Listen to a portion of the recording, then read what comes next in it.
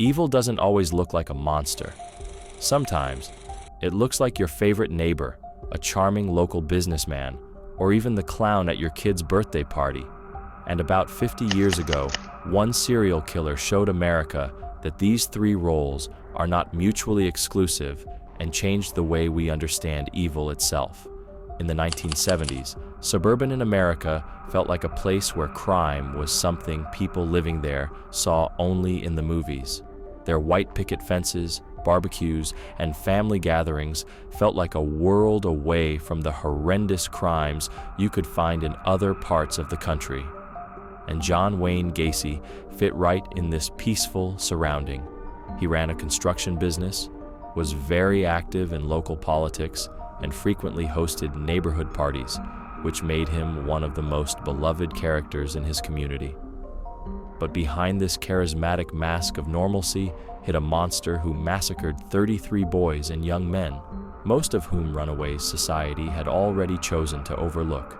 What makes Gacy different than all other serial killers isn't just his sheer brutality he didn't lack by any means, but the way he shattered illusions and made America confront the uncomfortable truth that evil can often hide in plain sight. In this video, we're going to look beyond the headlines and mugshots and explore how Gacy changed criminal investigations, shaped pop culture, redefined the psychology of trust, and even altered the way we talk about morality itself.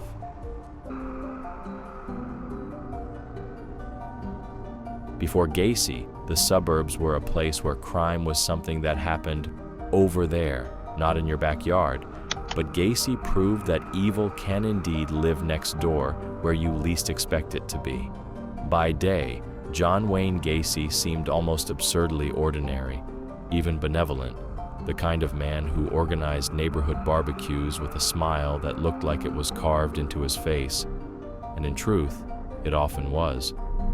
Under the grease paint mask of Pogo the Clown, his laughter often echoed through children's parties and charity events. He was very charismatic and beloved by his community. He even ran for local office, had a collection of photographs with some of the most powerful people in Waterloo, carefully curating the image of a man who belonged among them. Yet beneath the bright colors of his clown costume and his ordinary house, a theater of cruelty was unfolding under his very floor, both figuratively and literally. The contradiction was horrible but grotesque, and for the first time, introduced the idea that the generous neighbor and the secret predator were one and the same, two sides of the same coin, and the community went on applauding his public acts while the quiet horror multiplied in the silence of his basement. His house stood like any other on the block, a neat patch of green lawn before a modest suburban facade, the kind of place where you'd feel comfortable dropping by for a beer or a barbecue. It was the epitome of middle-class normalcy, and perhaps that was the cruelest part of the story. The cheerful gatherings were just a disguise, while Gacy's basement hid another story, one composed of silence, horror, and soil. At least 33 young men were tortured, murdered, and buried in that very basement, left to vanish into the earth, uncounted, unseen, and forsaken by society. The smell sometimes leaked through the walls, but guests would often dismiss it as plumbing troubles, never daring to suspect that the foundation itself had become a mass tomb. Gacy entertained upstairs with his trademark grin, his guests laughing while the dead waited below, stacked in darkness. The house, like a Kafkaesque trap, was both home and grave, a stage where life and death coexisted under the same roof without acknowledgement.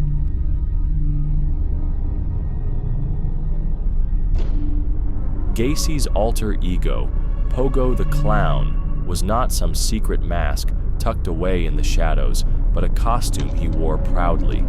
He wore it at many kids' birthday parties, parades, hospitals, and even charity events. He was the kind of man who could cradle a child in his painted, gloved hands by day and bury another in his basement before going to bed. The grease paint smile became a shield, a disguise, and in retrospect, a prophecy of what clowns would come to represent in our collective imagination. In the wake of his arrest, the cheerful clown was corrupted forever, and the image of it started to get associated with horror. Films like It and Poltergeist drew on the dread Gacy embodied, turning the once beloved and goofy figure into a cultural archetype of menace. Psychologists note that clowns provoke unease because they hover in the uncanny valley. Their painted expressions exaggerate humanity to the point of distortion. The eyes say one thing, the mouth says another, and the brain often struggles to reconcile the two contradicting signals. With Gacy, that contradiction was embodied and put on steroids. The entertainer and the predator inseparably fused in a being that taught humanity that unspeakable cruelty can hide anywhere, even beneath one's silly laughter. Pogo the Clown was not an aberration, but an emblem. Cleckley's mask of sanity with grease paint. The oversized smile promised mirth while hiding a mouth that never told the truth. This is where Gacy learned that if the face is bright enough, people will avert their eyes from the shadow it casts.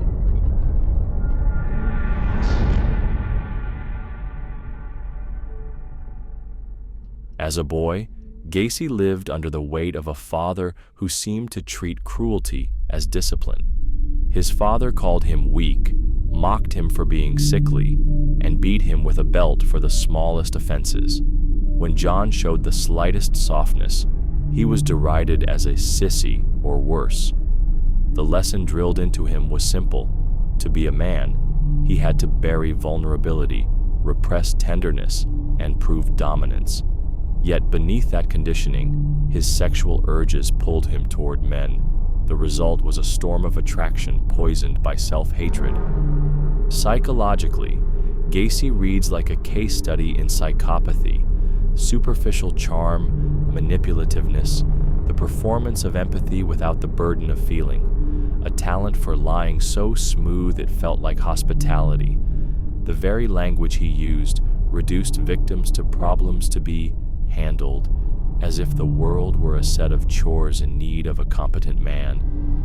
He had spent most of his teenage and early adulthood years building a facade of a hardworking family man, but by the late 1960s, that facade started cracking. Living in Waterloo, Iowa, with his first wife, Marlyn Myers, whom he had married in 1964, Gacy built a veneer of domesticity.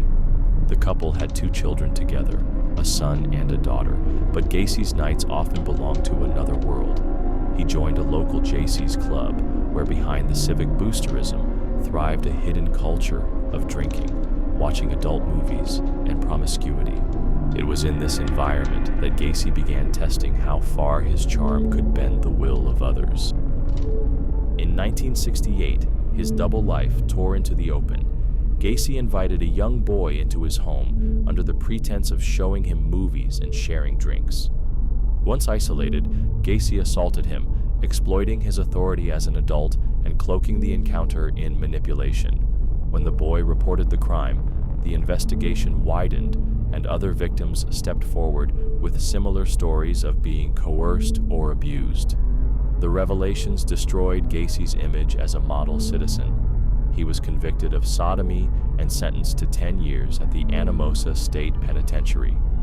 The sentence was severe, but prison gave Gacy a stage to perform again. He organized events, managed the kitchen, and cultivated the impression of rehabilitation. After only 18 months, in 1970, he was paroled for good behavior.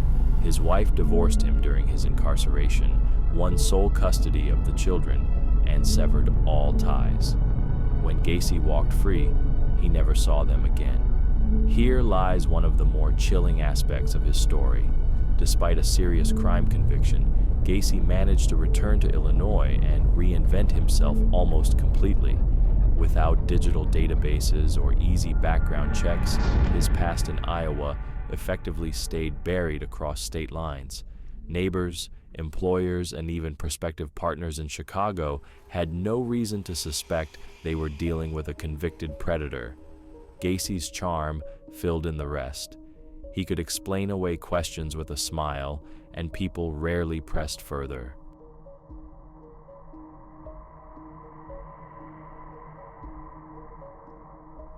By 1971, he had bought the house at 8213 West Somerdale Avenue in Norwood Park Township, Chicago, a split-level home that seemed an emblem of stability.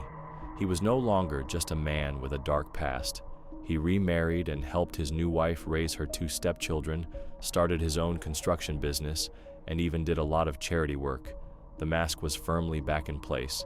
He was the man at the block party manning the grill, the contractor who promised good work at a fair price, the volunteer who crouched down to hand balloons to children, and he would often dress up as a clown for kids' birthday parties. No wild eyes, no blood-stained hands, no cinematic warning signs. He was proof that monstrosity can dress itself in khakis and a smile and potentially hide in each and every one of us. His ability to operate for so long rested on this camouflage of normalcy. For several years, his second wife, Carol Hoff, and her 2 daughters lived in the very house where the crawl space was filled with bodies. She complained constantly about the odor seeping through the floorboards, about finding handcuffs, rope, and magazines she could not explain. Each time, Gacy dismissed it. Bad plumbing, damp crawl space, tools for work. Her doubts grew, but the mask he wore, genial husband, successful provider, community man, held firm until their marriage unraveled. While neighbors joined him for backyard barbecues, drinking beer as he flipped burgers over the ground that hid corpses, Carol fought a quieter, more suffocating horror inside the house. When she finally left in 1976, Gacy was left alone with his secrets, and with full freedom to escalate. From that point on, the mask no longer had to share space with anyone who might question it, and the number of boys who entered his house and never left again began to climb sharply.